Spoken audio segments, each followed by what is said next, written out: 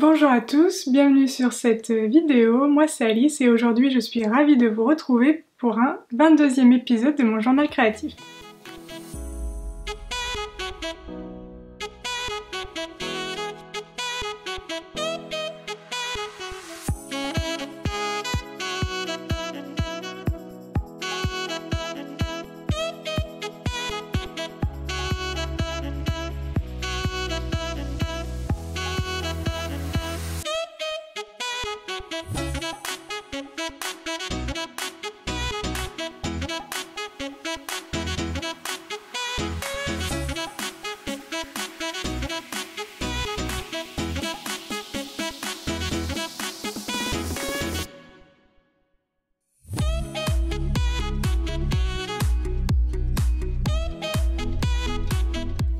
Bienvenue sur mon 22e épisode de journal créatif. Aujourd'hui on va surtout parler tricot, j'ai quasi pas cousu dans les dernières semaines. J'ai un projet terminé en tricot à vous présenter et puis 2 en cours. J'ai été raisonnable, je n'ai pas mis de nouveaux projets sur mes aiguilles. Au programme, j'ai aussi une broderie à vous montrer que vous avez peut-être déjà vu sur ma chaîne si vous avez regardé mes vidéos précédentes. Je vous partagerai également un petit do it yourself que vous pouvez faire seul mais également avec des enfants. Et enfin on terminera par une petite partie blabla où je répondrai à quelques-unes de vos questions. On va commencer par ce que je porte aujourd'hui et malgré le fait qu'on soit mi-mai, je porte encore un pull. Merci la météo peu clémente de ces derniers jours. Mais bon, tout ça pour dire que je porte aujourd'hui le Lady Downtown de Triple L de Mag que j'ai tricoté l'été dernier dans un fil teint par la marque Madeleine et Philibert dans le coloris Cardiff. Donc c'est un joli pull plutôt printanier, voilà, plutôt pour mi-saison mais que j'ai aussi porté cet hiver. Il se caractérise par une jolie dentelle sur le bras et puis on retrouve un petit peu cette dentelle sur le devant. Et c'est un pull plutôt de mi-saison vu qu'il se tricote dans une laine fine, donc une laine d'épaisseur fingering, 400 mètres pour 100 grammes. Je vous montre un petit peu la dentelle. Moi je l'ai tricoté l'été dernier et à date je ne l'ai pas encore rasé. Il y a vraiment quelques toutes petites bouloches au niveau du dessous des bras. Mais tout ça pour dire que je suis ravie de la qualité de la laine. Pour l'instant j'ai vraiment rien à dire. Et pourtant en plus ce pull je le porte assez souvent parce que je l'ai même porté cet hiver. Même si c'est un pull fin, voilà, moi ça me dérange pas de porter des pulls fins. Même en hiver, je rajoute un petit châle pour protéger plus le cou et ça me va.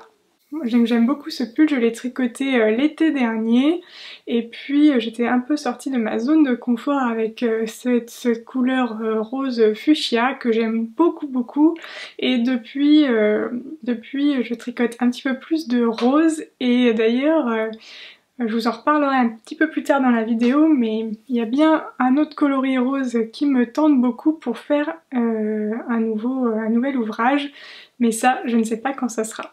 Alors, je suis très contente de commencer cette partie tricot en vous présentant un tricot terminé. Donc, j'ai terminé mon pull Camaro. Si vous avez regardé l'épisode précédent, il lui manquait les manches et le bas du corps. Depuis la dernière vidéo, j'ai tricoté quand même 4 manches. C'était vraiment le mois des manches, le mois d'avril. Donc j'ai tricoté les 2 manches de mon Camaro, mais j'ai aussi tricoté les 2 manches de mon Trescao. Je vous en reparle un petit peu plus loin dans la vidéo. Donc j'ai fini de tricoter mon Camaro de Tanis Lavallée. Donc c'est un pull qui se caractérise par ces jolies rayures qu'on peut faire un petit peu comme on souhaite. Moi j'ai choisi de les faire de manière uniforme, donc toutes les rayures sont la même taille, mais on peut tout à fait changer ça et faire des rayures plus ou moins fines, plus ou moins épaisses.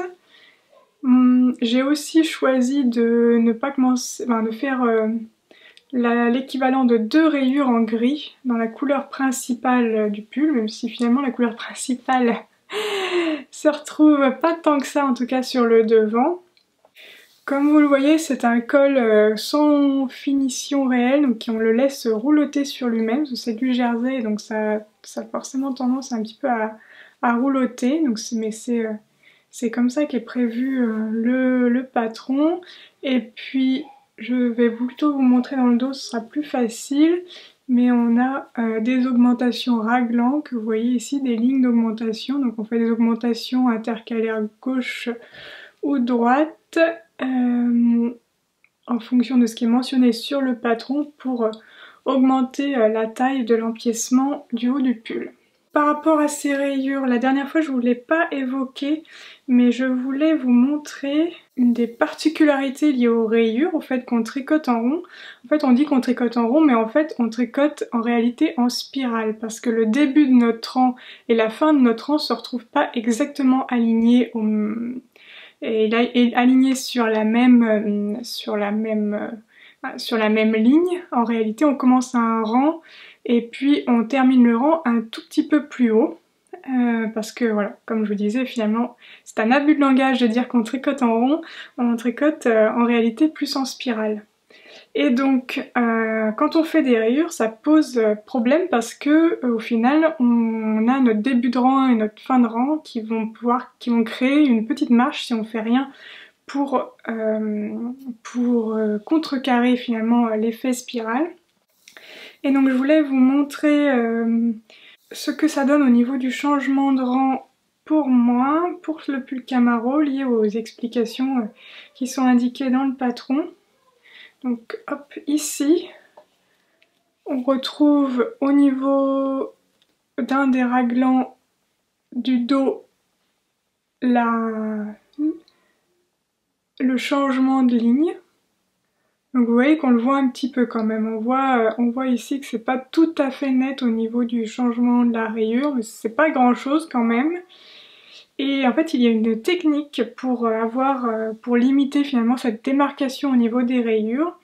La technique qui est expliquée dans le patron et que j'ai vue par ailleurs dans des livres tricot, c'est le fait de, quand on veut changer de couleur, donc on va commencer à tricoter notre rayure notre changement de couleur, donc on va arrêter la couleur qu'on avait jusqu'à présent, on va tricoter un rang avec la deuxième couleur, et au niveau du deuxième rang de cette deuxième couleur, la première maille, on va la glisser et on va tricoter que la deuxième. Et ça permet d'avoir cet effet de lissage de l'effet marche qu'on peut avoir si on ne fait rien du tout et qu'on commence une nouvelle couleur pour faire une rayure. La météo est très très capricieuse. Là il fait désormais tout gris alors que tout à l'heure il faisait un petit peu de rayon de soleil. Donc j'espère que la luminosité va pas être trop changeante parce que sinon ça va être assez pénible pour vous de voir du lumière ombre, lumière ombre. Je vais essayer d'ajuster ça. Alors, j'en étais où? Donc je venais de vous parler des rayures de mon Camaro. Je vais donc vous reparler un petit peu des laines que j'ai utilisées. Je me recule un petit peu. Donc la majorité des laines que j'ai utilisées, ce sont des laines teintes par Heidi Heidi, mais il y a deux petites exceptions à cela. Donc le premier coloris, le gris, c'est le coloris perle. Le rose... Hop. Le rose pâle, c'est... je me rappelle plus. Je vais me servir de mon carnet, ce sera plus simple. Donc, d'ailleurs, on en reparlera juste après. Donc le coloris rose, c'est rose poudré. Ensuite, le rose moyen, c'est le coloris obsession. Et puis ensuite, on passe à deux coloris qui ne sont pas teints par Heidi Heidi. Le rose plus c'est pas fuchsia, c'est un peu plus foncé. C'est le coloris jus de raisin de Célène, et d'ailleurs c'est ce coloris là que j'aime beaucoup. J'avais juste un mini et à mon avis je vais acheter de quoi m'en faire entièrement un pull ou un gilet. Ensuite on a le coloris estival, non pardon, on n'a pas du tout, on a le coloris Ernest de la Féfil qui est le bleu foncé. Et puis ensuite on repasse sur Heidi Heidi avec le coloris estival et puis ensuite naturel pour revenir sur la fin, sur le bas du pull avec le coloris perle. Je vous ai justement évoqué mon carnet. En fait j'ai imprimé j'ai fait un petit hack de mon carnet. Si vous connaissez déjà mon carnet, voici comment se présentent les pages. En fait on a de quoi mettre 2 laines différentes et les quantités etc. Toutes les informations pour 2 laines différentes et moi j'en avais beaucoup plus pour ce pull et donc je me suis fait un petit PDF que je peux imprimer et qui me permet d'agrandir cette zone pour mettre autant de laine que j'ai besoin. Donc j'ai les informations ici pour 1, 2, 3, 4, 5, 6, 7 laines différentes. Si ce petit fichier PDF à imprimer vous intéresse, n'hésitez pas à me le dire en commentaire, puis je vous le mettrai à disposition gratuitement sur le blog, je sais pas trop où, mais je vous préviendrai. Et donc voilà comment ça se présente, en fait c'est juste imprimé sur une feuille papier, et puis après je découpe une bande et ça permet d'ajouter un peu d'informations sur plus que de laine, sans avoir à gribouiller ou voilà, à essayer de faire tout tenir dans une petite case. Par rapport au pull Camaro aussi, ce que je vous ai pas dit, c'est que c'est un pull qui est un peu en V. Alors c'est pas vraiment un V très prononcé comme vous pouvez le voir, c'est un petit col V. Et en termes de construction aussi, donc je vous ai dit que c'était du raglan, mais en fait on a aussi une ligne d'augmentation sur le devant qui permet de créer cette ligne de V. Donc on augmente beaucoup plus les mailles devant que par ailleurs et encore plus que dans le dos. Vous voyez que les rayures ici, les rayures se terminent au milieu du dos alors que le beige sur le devant va quasi en bas fait les deux bonds va jusqu'à 2/3 du pull vers le bas, donc on n'a pas beaucoup de gris devant et on a pas mal de gris derrière. Donc vu quand on termine de tricoter les rayures, on se retrouve avec une pointe devant et beaucoup de tissu devant et pas beaucoup de tissu derrière, on va rétablir tout en faisant des rangs raccourcis ici sur cette partie là triangulaire pour revenir au niveau pour réhomogénéiser le devant et le dos, et puis ensuite on tricote en rond sur le bas. Moi ça n'a pas été très long, j'ai pas fait beaucoup de rangs à la suite des rayures. Dans le dernier épisode je vous ai dit que je savais pas trop comment j'allais finir le pull, j'avais pas envie de le faire exactement comme le patron.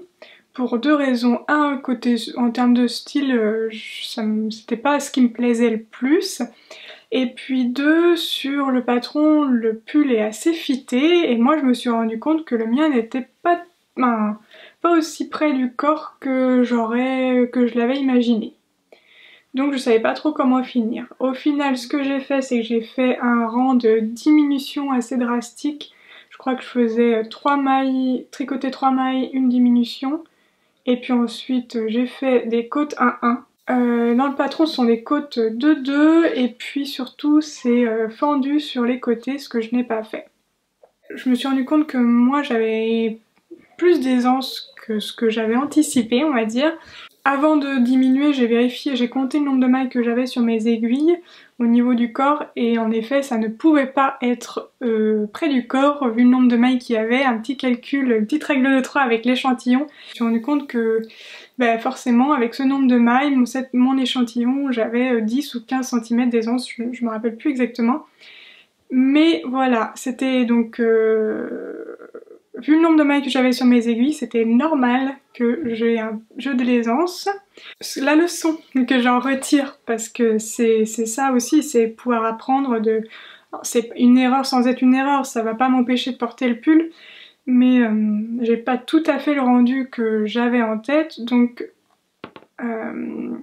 Donc voilà, j'en tire des leçons, on va dire, pour m'améliorer dans le futur. Ce qu'il aurait fallu faire, déjà vérifier le nombre de mailles que j'avais, compter directement le nombre de mailles que j'avais au niveau de la séparation des manches et du corps. Si j'avais compté que j'avais fait mon petit calcul à ce moment-là, je me serais rendu compte que forcément on partait sur une aisance bien plus importante que ce que j'avais en tête. Ça c'est la première chose, vérifier, recalculer la dimension du corps avec mon échantillon, avec le nombre de mailles que j'avais sur les aiguilles.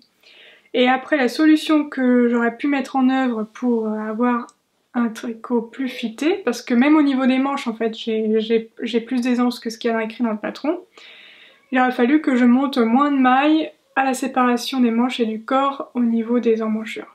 Si j'avais monté moins de mailles, un petit peu moins de mailles, j'aurais eu un petit peu moins d'aisance. Alors après, je pense pas que ça aurait tout résolu. Il aurait peut-être aussi fallu que je fasse une taille plus petite. Et je crois que c'est mentionné d'ailleurs dans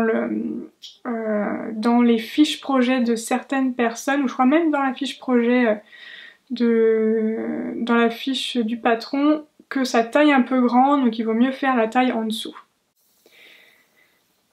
Mais si j'avais vérifié, j'aurais pu m'en rendre compte par moi-même et pas m'en rendre compte à la fin du pull. Mais bon, c'est pas gênant en soi, ça donne un autre style aussi au pull, ça lui donne plus un côté un peu sportswear, j'ai l'impression. Donc voilà, mon pull n'est pas hyper... il y a de l'aisance au niveau du corps et puis il y a aussi de l'aisance au niveau des manches.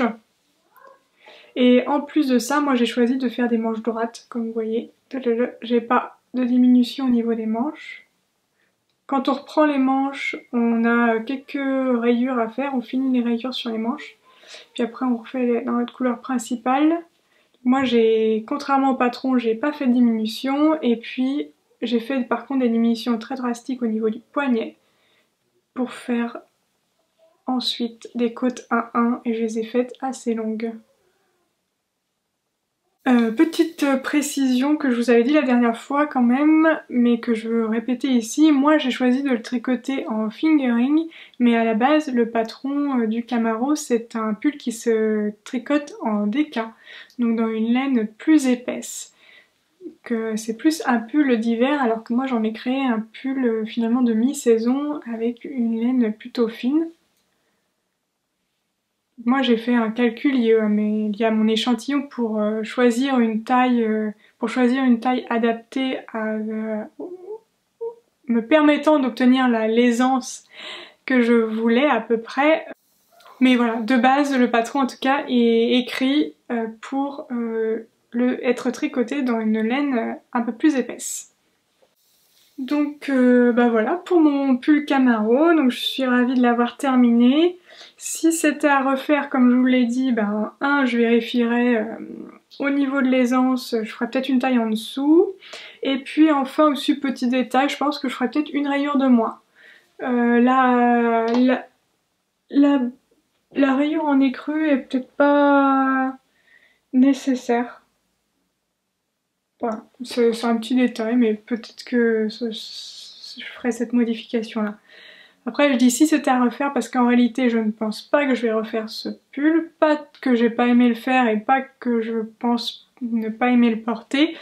Mais c'est pas un pull très classique non plus, donc je me vois pas en avoir deux dans ma garde-robe. C'est pas un pull passe-partout, on peut pas se dire on en a dans deux couleurs différentes, même si, voilà, aussi en réalité on pourrait, mais je sais pas, pour moi je pense que je me vois pas avoir deux pulls comme ça, du même style, hein, dans ce style-là, dans ma garde-robe, je vois pas trop l'intérêt. Mais bon voilà, je suis contente de l'avoir terminé ce pull. J'ai pas mis tant de temps que ça à le tricoter au final, ça a été assez rapide. Je reprends mon carnet, je me rappelle plus exactement. Je crois que j'ai mis 2 mois. Je l'ai commencé début mars. et je l'ai terminé début mai. Donc voilà, j'ai mis exactement 2 mois. Au contraire, ça a même été assez rapide pour moi. Ouais. 2 mois, je crois que c'est le minimum que je prends pour faire un pull.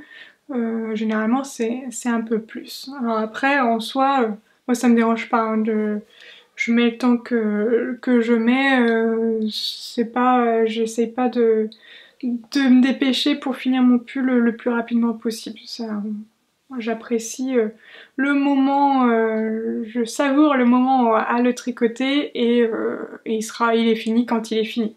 Si vous avez des questions sur ce pull, ben, n'hésitez pas à me les poser en commentaire. Donc les explications sont uniquement en anglais, mais il n'y a pas beaucoup d'explications, il n'y a pas beaucoup de texte nécessaire vu le patron.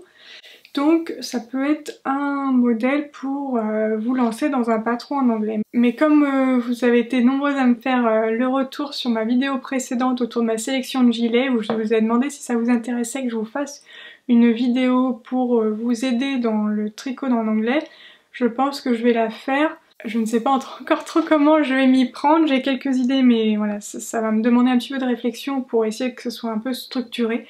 C'est une vidéo qu'il faut que je prépare, je peux pas juste hop là faire la vidéo, il faut que je prépare un peu pour voir quelles sont les astuces, quels sont un peu le lexique, quel est le lexique, etc.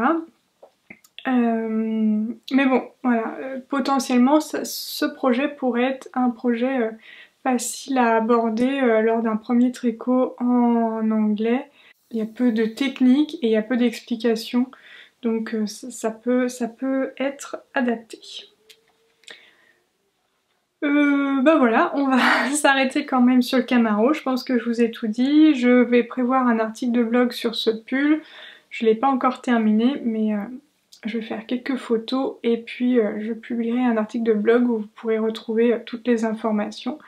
Mais comme je vous ai dit, si vous avez des questions à propos de ce pull, n'hésitez pas à me les poser en commentaire ou à m'envoyer un petit message sur Instagram ou par mail.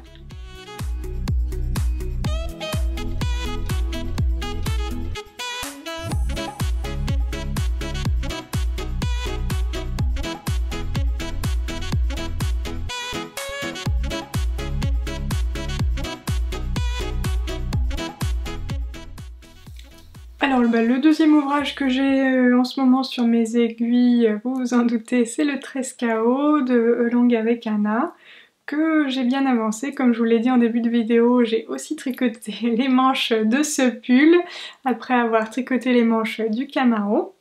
Donc voici mon 13KO pour le moment, donc il est quand même bien avancé. Il a 2 manches.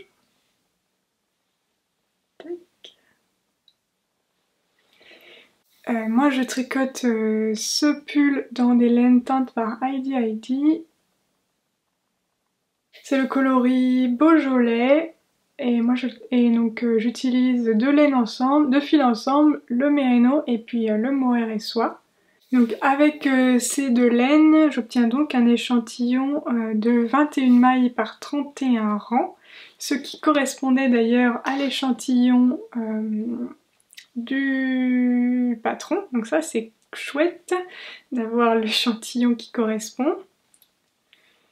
Il me reste à tricoter le bas du pull. Je vous avais dit la dernière fois que j'avais privilégié de tricoter les manches avant de finir le pull, avant de finir le corps, parce que je souhaitais être sûre d'avoir assez de laine pour avoir des manches longues et pas des manches 3/4, et puis ensuite je vais utiliser ce qu'il me reste de laine pour tricoter la fin du corps. Pour celles et ceux qui nous rejoignent ici et qui n'ont pas forcément vu mes précédentes vidéos, je tricote ce pull en vous expliquant toutes les étapes de A à Z. J'ai sorti 7 vidéos déjà sur ce pull. On a commencé par le matériel, ensuite il y a une vidéo autour de l'échantillon. Enfin on commence vraiment à le tricoter en faisant le col et puis des rangs raccourcis. Ensuite on tricote les augmentations raglant. On on fait la séparation des manches et du corps et puis le début du corps. Et la 7e vidéo était sur les manches et la toute dernière vidéo sera sur le bas du pull ainsi que les finitions. Je suis un petit peu triste, je dois vous l'avouer, que la dernière vidéo arrive. Je vais pas tarder à commencer à la filmer, je ne l'ai pas encore commencé. Mais j'avoue que j'aimais bien ce rendez-vous avec vous autour de ce pull. Je pense que je vais me rappeler longtemps de comment j'ai tricoté ce pull en vous expliquant, en prenant le temps de vous expliquer tous les points techniques. Et là j'avoue que ça me fait un petit pincement au cœur de savoir que ça va être la dernière vidéo. Par contre, ce qui me fait plaisir, c'est de voir vos versions, de savoir que j'ai pu vous aider. Certaines ont déjà terminé d'ailleurs leur 13 KO et donc c'est vraiment super de pouvoir de vous avoir accompagné à réaliser votre premier pull au tricot. Je suis vraiment ravie d'avoir pu vous aider à franchir cette étape et puis après vous allez pouvoir en tricoter plein d'autres. Je vous ai demandé dans la dernière vidéo si vous souhaiteriez une autre série de vidéos dans ce même style. Vous avez été nombreuses à me dire que oui. Alors la petite difficulté quand même que j'ai pour choisir un autre modèle, c'est qu'il faut que ce soit un patron gratuit.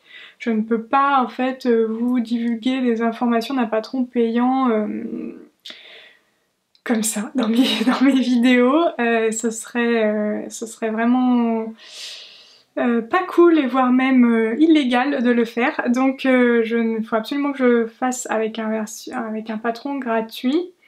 Donc vous avez surtout demandé donc soit un châle, soit un gilet pour pouvoir apprendre à faire les quelques techniques qui sont spécifiques au gilet.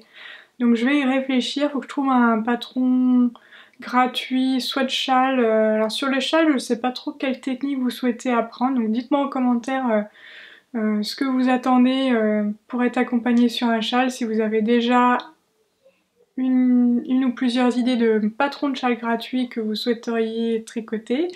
Et puis sur le gilet, faut que je trouve un modèle gratuit qui soit assez sympa quand même parce que bon, je vais le tricoter aussi.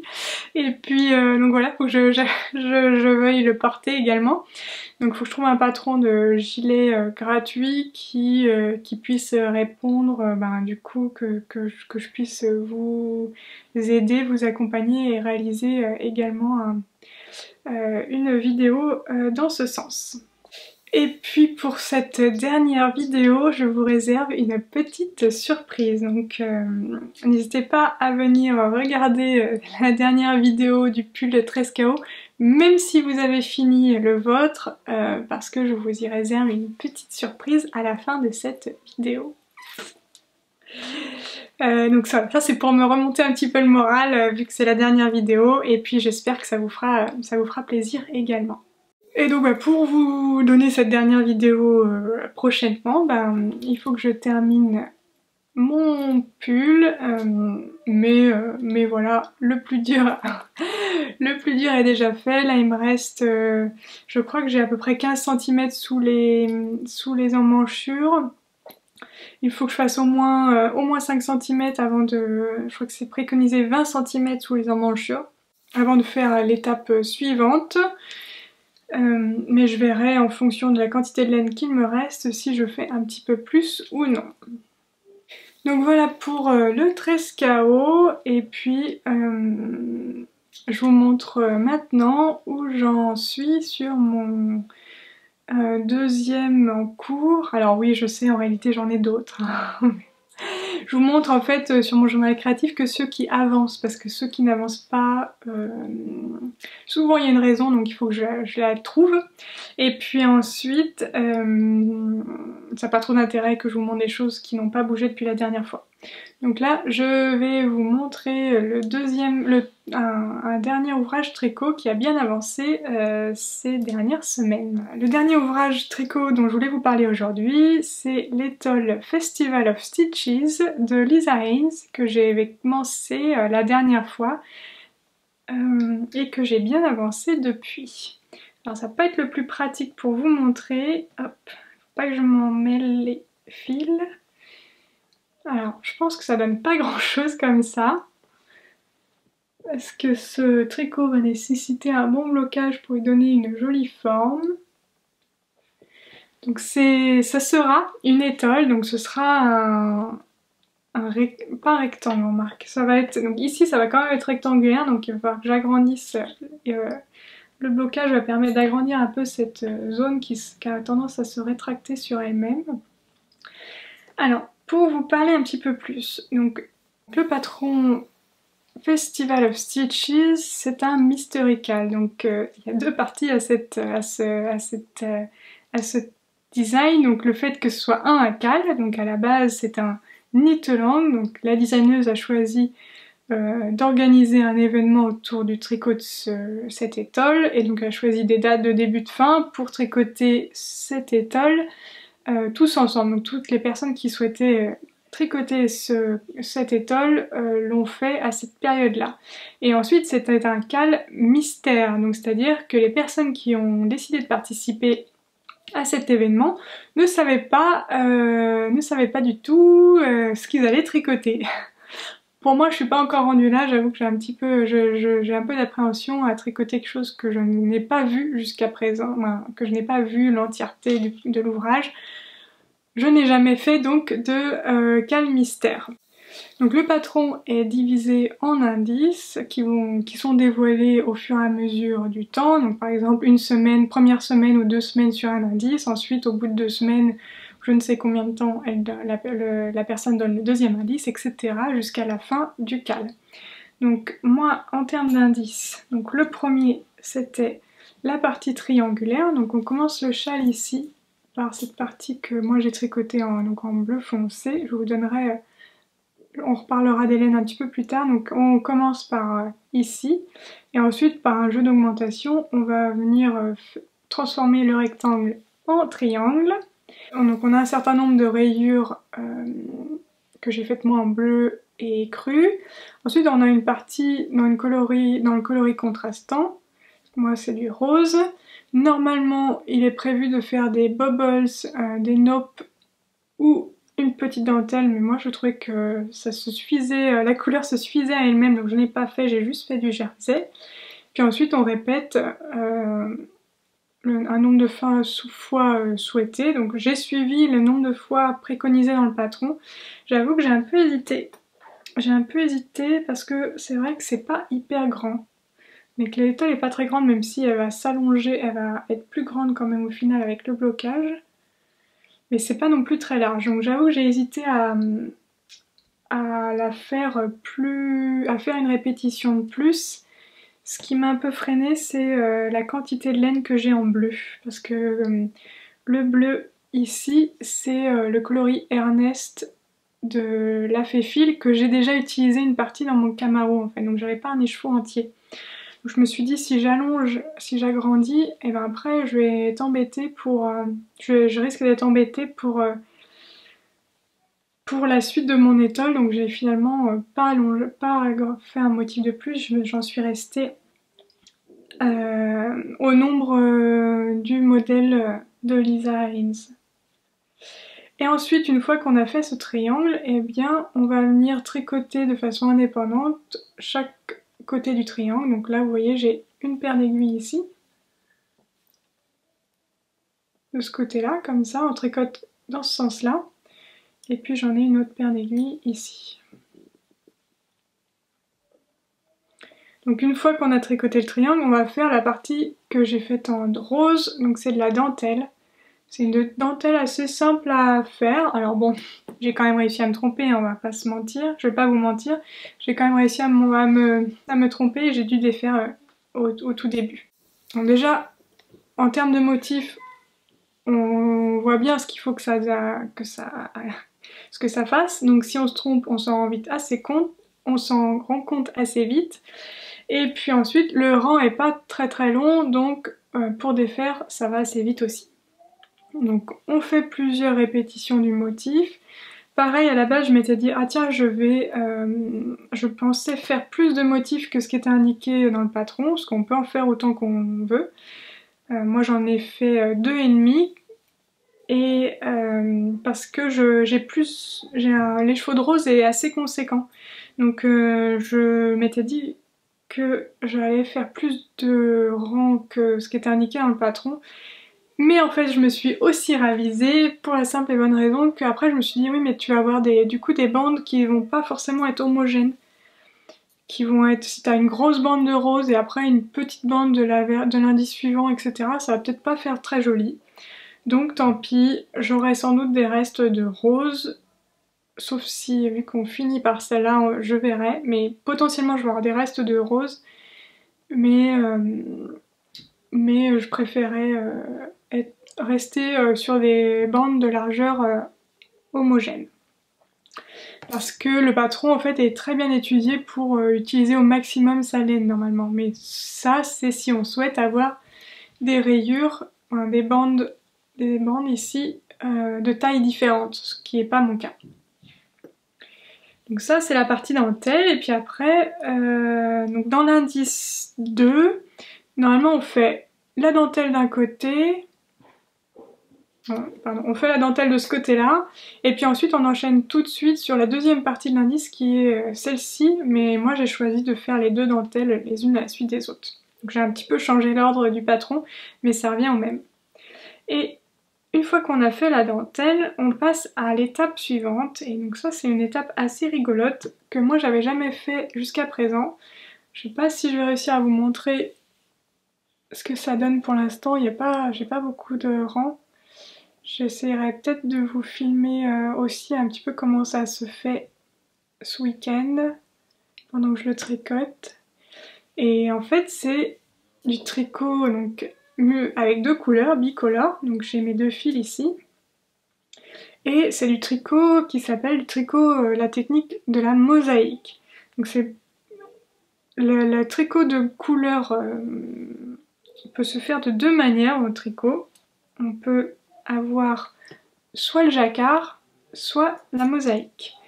Et l'avantage de la mosaïque, c'est la première fois que je tricote cette technique, j'en avais jamais tricoté jusqu'à présent, et c'est très très sympa.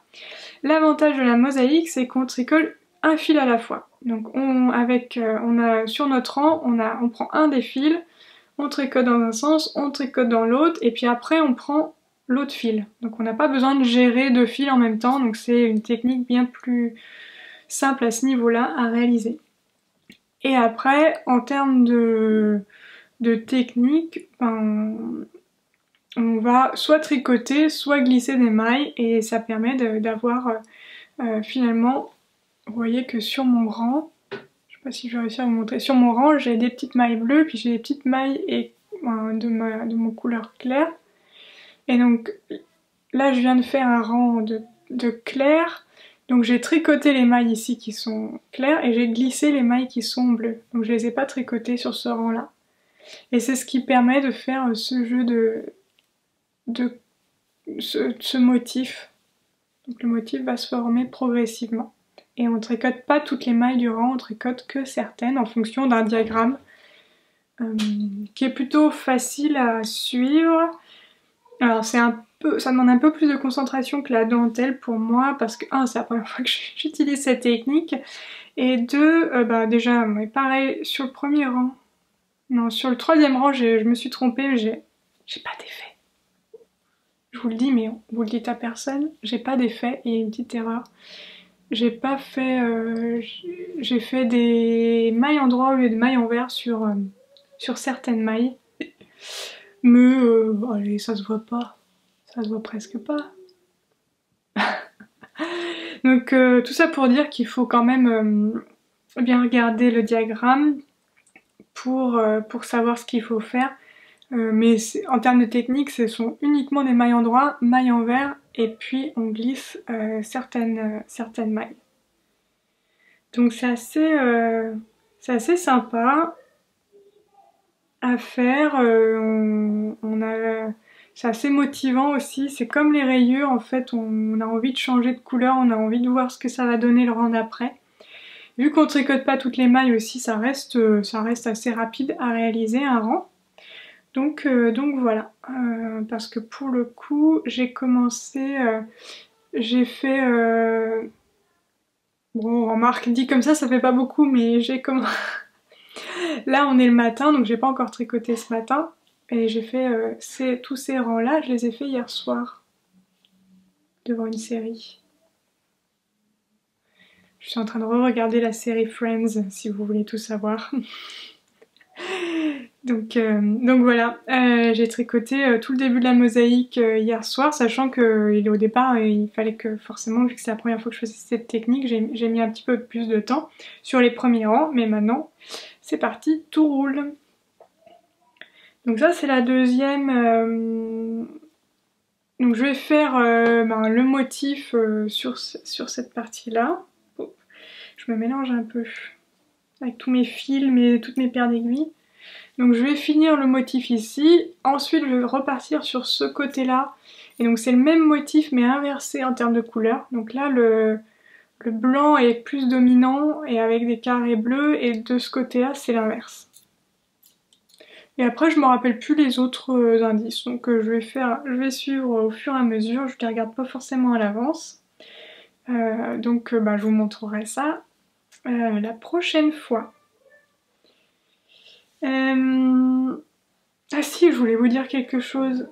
Je suis en train de filmer mes impressions en cours de tricot.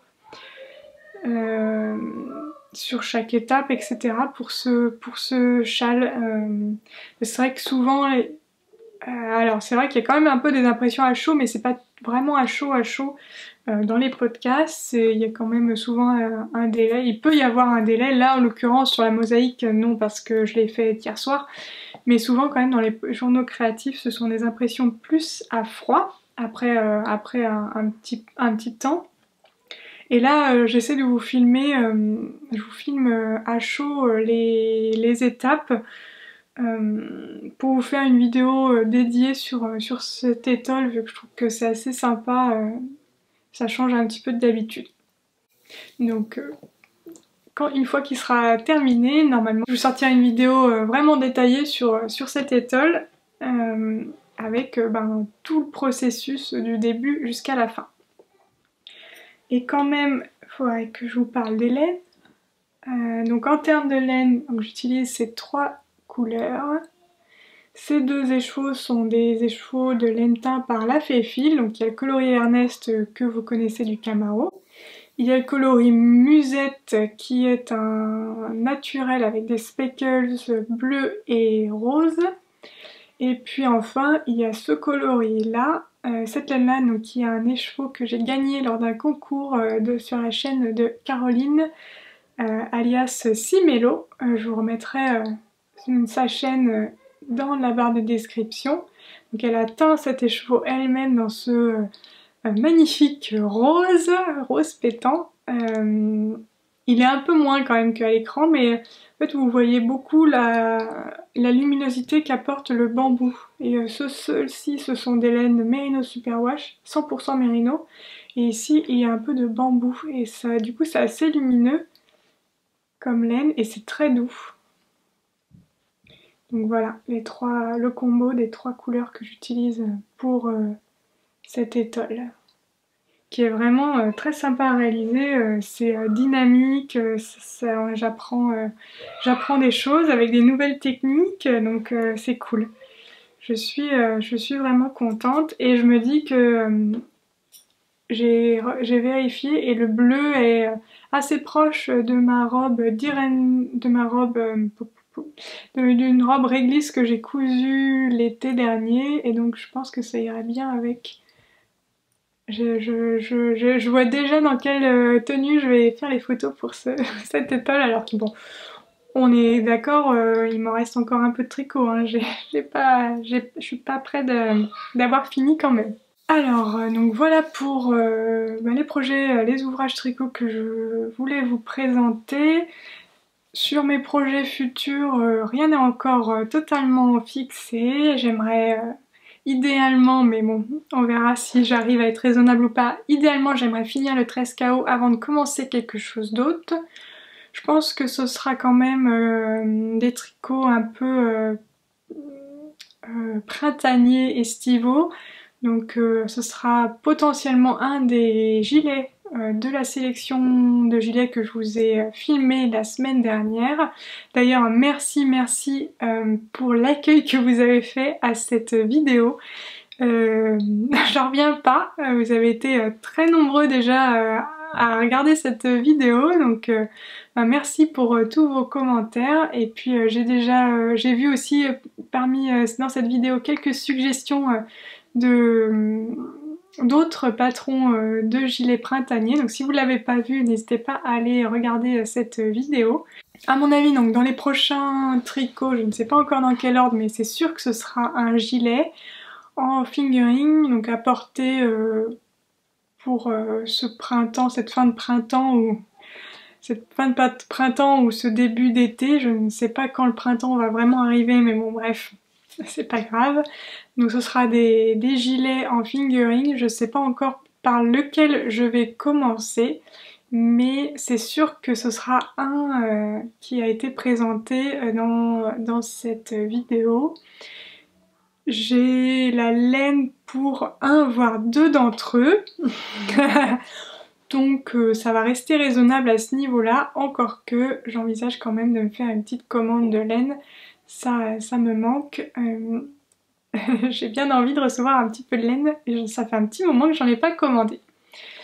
Donc voilà pour le tricot. On va passer à la partie suivante, donc qui est une partie un peu principalement broderie, mais dont je vais quand même vous parler un peu de couture, vu que le support sur lequel j'ai fait cette broderie est un t-shirt que j'ai cousu moi-même.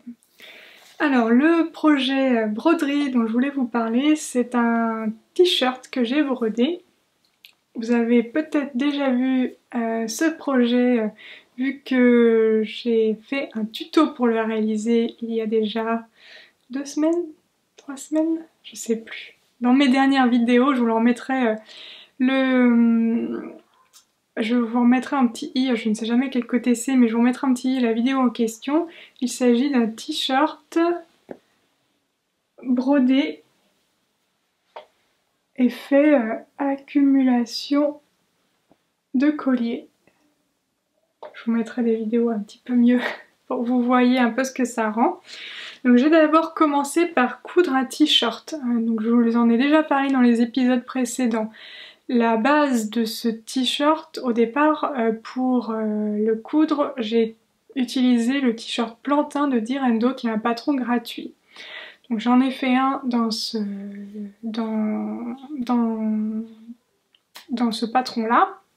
Le deuxième t-shirt que j'ai réalisé, c'est un t-shirt sur mesure. Donc depuis quasi un an maintenant, je suis des cours de patronage avec Véronique de Harmonie Couture. D'ailleurs, si tu passes par là, je te fais un grand coucou, et puis j'espère te revoir bientôt pour un prochain cours. Mais le fait est que donc j'utilise cette technique pour coudre, pour réaliser un patron de couture sur mesure. Parce qu'en fait je suis plutôt petite, on va dire, et donc les vêtements souvent dans le commerce sont trop grands. Il y a très peu de disponibilité sur ma taille, et puis bon, maintenant je ne vais même plus dans les magasins, ça me frustre énormément.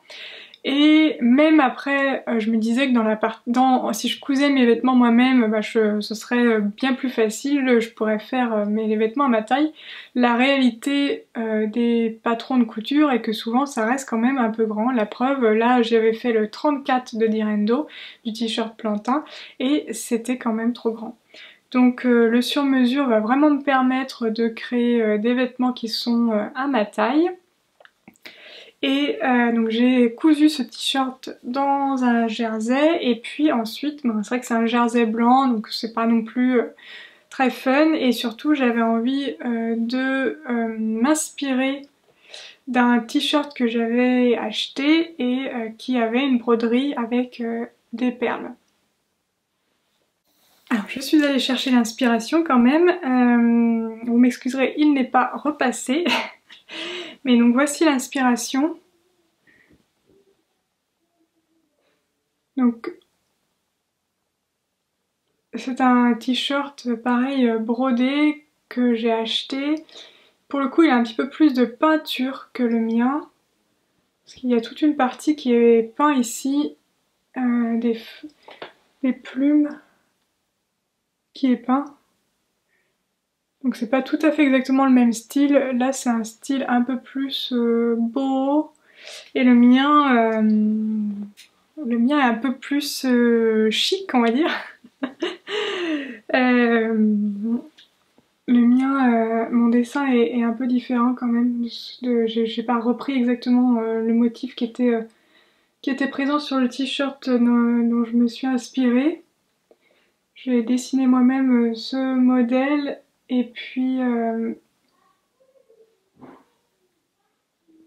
je vous ai tout filmé pour vous en faire un tuto. Et donc il y a différents points de broderie, donc il y a différentes étapes de la broderie. On insère des perles également. Mais je vous explique tout dans le tuto dont vous retrouvez la vidéo en description et en petit i. Donc j'aime vraiment beaucoup ce t-shirt, j'ai déjà porté plusieurs fois depuis que je l'ai réalisé. Il va très très bien avec mon gilet rendez-vous vu qu'il y a des pointes de bleu marine. Mon gilet rendez-vous par contre commence à être un petit peu trop chaud, je peux plus, là ça y est, je peux plus trop le porter vu qu'il a du mohair, c'est quand même plus trop adapté à la saison. Donc il me faudrait un gilet bleu marine plus estival, mais bon, ça c'est une autre histoire. Donc voilà pour ce t-shirt, donc j'aime vraiment beaucoup la réalisation et puis de vous avoir pu vous le proposer en tuto. Vous avez été déjà plusieurs à télécharger donc, le PDF du modèle. C'est un PDF qui est gratuit que vous pouvez retrouver sur mon blog. Et après vous pouvez suivre les explications en vidéo sur la chaîne YouTube pour réaliser les différents points de broderie qui sont utilisés. Donc ce sont des points assez simples, hein. Il y a du point arrière, il y a du point avant, non il n'y a pas de point arrière, il y a du point avant, il y a du point arrière surjeté, du point de chaînette pour faire par exemple ça. Pour faire vraiment un effet chaîne, là on a du point avant, du point arrière surjeté, du point avant également, et puis il y a un petit peu de passé plat sur le médaillon. Hop, voilà. Le petit pompon qui est de travers. Voilà. Donc on y accroche aussi des petits, pompons, un peu de broderie. Mais ce sont des points vraiment simples à réaliser. Je trouve vraiment l'effet très sympa pour décorer un t-shirt uni que vous avez chez vous, soit que vous avez cousu, soit un t-shirt uni du commerce, ça fera aussi très bien l'affaire.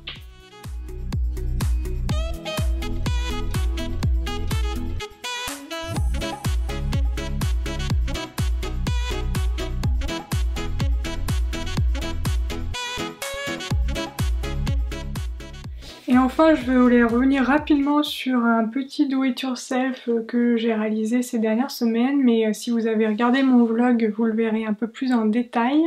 J'ai fabriqué du papier, donc je l'ai fabriqué ce papier avec mon fils. On a vraiment tous les deux trouvé ça sympa pour des raisons différentes. Moi, surtout pour le rendu, je trouve ça... Je suis assez bluffée, je m'attendais à un échec pour être honnête, mais au final c'est pas du tout un échec, on a bien réussi. Lui il a apprécié parce qu'il pouvait mettre ses mains dans l'eau, c'était un peu de la bouillie, donc à 5 ans l'eau et la bouillie c'est l'activité idéale. Mais le fait est que donc on a réalisé pas mal de feuilles donc en taille A5.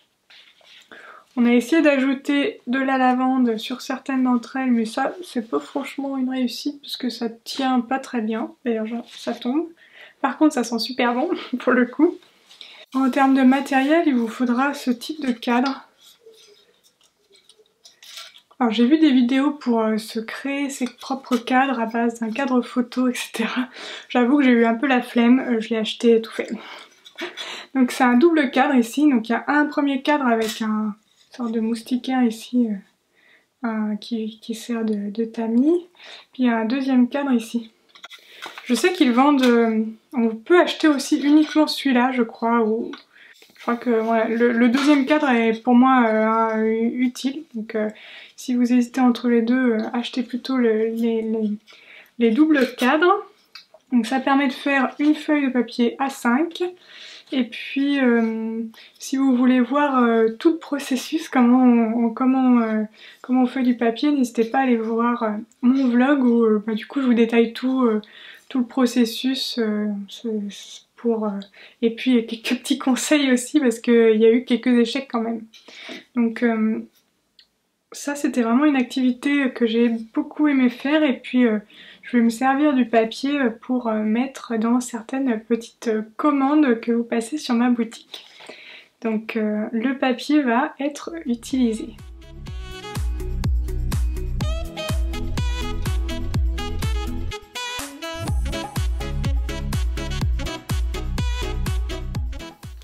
Enfin, une petite partie blabla dans cette vidéo. Donc je répondrai à certaines des questions que vous m'avez posées. Donc je vous avais mis sur YouTube, posez-moi les questions. Si vous avez des questions à me poser, n'hésitez pas. Donc je vais répondre à certaines d'entre elles. Alors, donc j'ai sélectionné quelques-unes de vos questions. J'ai mon ordinateur sur les genoux, donc je vais sûrement regarder un peu vers le bas pour lire vos questions. Je vous les remettrai, je pense aussi au montage sur la vidéo. Donc la première question que j'ai sélectionnée, c'est de Tricot80 qui me demande si j'aimerais créer des designs tricot et couture, pull, gilet, etc. Alors, couture, non. Ça m'étonnerait que je crée... Bon, je vais jamais dire jamais. Donc pour l'instant, en tout cas, je veux pas forcément... J'ai pas l'envie de créer l'envie ni les compétences pour créer des patrons couture. Ouais, on va dire que ça comme ça. Je pense que ça nécessite peut-être une formation même pour créer du patronage couture. Je sais pas, ça me paraît pas du tout accessible comme ça. Je me trompe peut-être, hein, mais ça me paraît assez compliqué à mettre en œuvre sans formation. Et pour la partie tricot, je pense que c'est plus abordable, plus facile. Je veux dire qu'on peut plus le faire sans formation, sur le tas, je veux dire, en faisant des essais. Donc ça, pourquoi pas. Alors aujourd'hui, je pense pas être en capacité de le faire, même si je pense que dans les mois à venir, peut-être fin 2021 ou l'année prochaine, je ne sais pas encore, je pense que je vais essayer de faire... j'ai quelques idées de pulls de ma tête, on va dire, donc qui n'ont pas, sans suivre de design créé, sans suivre les explications. Donc, mais pour moi, dans un premier temps, donc je pense que déjà la première étape, ça va être de tricoter un pull pour moi qui n'existe pas dans un patron existant. Et puis après, je verrai en fonction du résultat, de si j'ai galéré ou pas, si vous aimez le modèle en question, si j'essaye, si je me tente à la gradation du patron de tricot dans d'autres tailles. Même si je pense que c'est... Ouais, je sais pas si je vais réussir, je vais me lancer vraiment, si ce sera quelque chose que je vais tester, la gradation. J'aimerais bien essayer, mais j'ai vraiment très peur de ne pas réussir à faire quelque chose qui me satisfasse, notamment en termes de gamme de taille proposée. Mais bon, en tout cas, aujourd'hui non. En fin d'année, peut-être que je vais essayer de me créer un pull qui n'existe pas. Et on verra si j'essaie de le grader par la suite en fonction de ce que ça donne. En tout cas, merci pour ta question.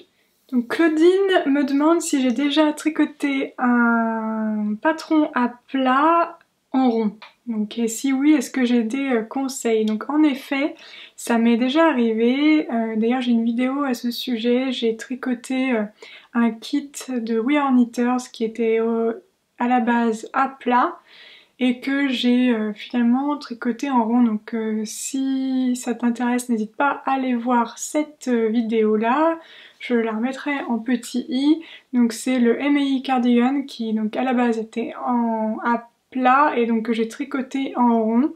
Donc c'était un gilet et pour le coup c'était pas trop difficile. Si quelques conseils à donner, bah, de se lancer. En soi les explications ça change pas grand chose entre le tricoté à plat ou le tricoté en rond.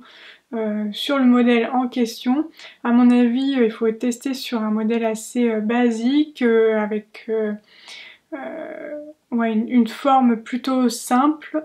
Mais je pense que la vidéo peut peut-être répondre à certaines de tes interrogations, notamment comment j'ai fait pour transformer le patron. Mais comme je disais, c'était vraiment un patron extrêmement simple, formé de rectangles à la base, et puis moi je l'ai finalement tout réassemblé, donc c'est plus facile dans ce cas-là. Mais du coup j'y développe un peu les techniques que j'ai employées, donc notamment à s'arrêter, on commence par le bas en l'occurrence, on s'arrête au niveau de la séparation des manches et du corps, et puis on va tricoter les différents morceaux séparément, donc les demi-devants et puis le dos, pour laisser les trous pour les manches. Ensuite, un rabat à 3 aiguilles pour les épaules, pour rejoindre les épaules de devant et du dos. Et puis enfin, tricoter en rond les manches. Donc relever les mailles pour les tricoter en rond. Mais n'hésite pas à aller voir cette vidéo. Et puis si tu as d'autres questions plus précises, de les mettre en commentaire de cette vidéo et j'y répondrai avec plaisir. Petite Muche me demande si j'ai des livres à conseiller, donc elle n'a pas précisé, tu n'as pas précisé si c'était tricot ou pas, mais on va sous-entendre que c'est tricot. Donc en livre tricot, j'en ai pas énormément. Si vous regardez ou si vous avez regardé le vlog, mon dernier vlog, vous avez vu l'étendue de ma collection de livres tricot, donc j'en ai pas beaucoup. Mais si tu cherches un livre pour apprendre les bases, pour avoir un livre qui a des bases pour le tricot avec les techniques de base qu'on peut rencontrer, je te conseille le livre de Liz Taylor. Alors moi je n'ai pas le premier, mais elle en a fait deux. Moi j'ai le livre Je deviens expert au tricot, mais elle a réalisé un livre plus pour les débutants. Je me lance dans le tricot ou je commence le tricot, quelque chose comme ça. Et les livres de Liz Taylor sont vraiment bien, ils sont détaillés avec des illustrations mais aussi des photos. C'est détaillé sur pas mal de techniques et donc voilà, ce livre est vraiment une référence en la matière, je pense, pour quand on débute le tricot. Donc Marie Ambroisine me pose la question: comment utilise-t-on les aiguilles doubles? On en parle beaucoup dans des patrons, notamment sur Drop Design, et j'en ai jamais utilisé, j'aimerais être guidée. Alors, ce ne sont pas des aiguilles que j'utilise fréquemment, mais en tout cas pas dans leur utilisation originale prévue. Donc ça, ce sont des aiguilles doubles, c'est un lot d'aiguilles doubles en bois. Donc vous voyez, des aiguilles double pointe. Donc on peut tricoter de ce côté-là ou de ce côté-là. Généralement ça se vend en... Alors je sais pas si ça se vend tout le temps par R5, mais ça se vend en lot de plusieurs, comme ça, tous de la même taille. Moi ce sont des aiguilles 3 mm. Ces aiguilles-là servent à tricoter des petites circonférences. Donc en fait on va créer soit un triangle, soit un carré. Et puis on va séparer... Je sais pas si je... On va séparer les mailles, par exemple 10 là-dessus, 10 sur celle-là, 10 sur celle-là si on en a 30. Et puis on va s'aider d'une autre pour tricoter, ou on peut même faire un sorte de carré, comme ceci, 10, 10 et 10 si on a 40 mailles, et puis tricoter avec la dernière. Ce n'est pas une technique que j'utilise beaucoup, voire même jamais. Pour tricoter en rond des petites circonférences, je préfère utiliser soit du Magic Loop, soit la technique du Magic Loop, soit des petites aiguilles circulaires, des aiguilles 30 avec un câble tout petit, 30 cm. Je te renvoie vers ma vidéo sur mes conseils pour tricoter en rond où je montre la technique du Magic Loop notamment. Mais alors pour utiliser ces aiguilles-là, je ne pourrais malheureusement pas te donner de conseils parce que je ne les utilise jamais. Je préfère utiliser d'autres techniques parce qu'en fait j'ai investi dans des petites aiguilles circulaires et je n'ai pas investi dans celle-ci. Et donc j'ai que une taille, j'ai que des 3 mm. Donc ce qui me sert du coup rarement. Parce que pour pouvoir tricoter par exemple mes pulls ou mes gilets, donc les manches par exemple, il faudrait que j'ai d'autres tailles d'aiguilles que celles que j'ai, donc du coup je les utilise pas. Donc désolée, je vais pas pouvoir te conseiller sur l'utilisation de ces aiguilles. Alors, en autre question que j'ai eue, je fais les manches justement avec des doubles pointes, mais j'ai du mal à me servir du marqueur pour faire les diminutions sur la même ligne. J'ai tendance à les décaler un peu. Alors, je sais pas si je vais essayer de répondre à cette question, mais je suis pas sûre d'avoir bien compris. Mais la première réponse qui me vient à l'esprit, c'est normal si tu as l'impression que c'est un petit peu décalé ta diminution entre celle du début de rang et celle de fin de rang. D'ailleurs je l'ai mentionné un petit peu plus tôt dans la vidéo, en fait quand on dit qu'on tricote en rond c'est un abus de langage, en fait on tricote en spirale. Et donc le début de rang, la fin du rang est un petit peu plus haut que le début de rang, et donc finalement quand on fait la diminution en début de rang, on a l'impression que c'est pas fait sur le même rang que la diminution du fin de rang. Mais en soi, c'est pas grave, on va dire. C'est décalé juste de quelques millimètres. Ça va pas changer c'est même, on peut pas faire autrement. C'est forcément décalé un petit peu.